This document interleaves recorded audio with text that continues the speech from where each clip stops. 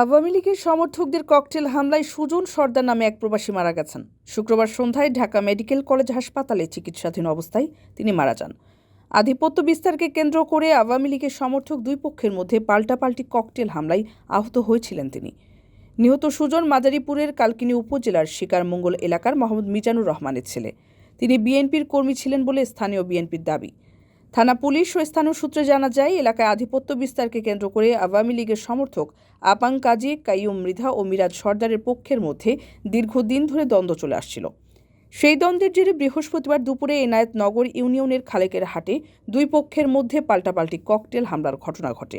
এ সময় সিঙ্গাপুর প্রবাসী সুজন সর্দার সহ উপজেলা বিএনপির 5 নেতাকর্মী ককটেল হামলায় আহত হন। পরে রাতে গুরুতর আহত অবস্থায় সুজন সর্দারকে উদ্ধার করে ঢাকা মেডিকেল কলেজ হাসপাতালে নিয়ে ভর্তি করা হয়। শুক্রবার সন্ধ্যায় চিকিৎসাধীন অবস্থায় তিনি মারা যান। প্রবাসীদের বিনিয়োগের শতভাগ নির্ভরযোগ্য প্রতিষ্ঠান প্রবাসীর সিটি লিমিটেড। এখানে বিনিয়োগ করে হালাল মুনাফা অর্জন করুন।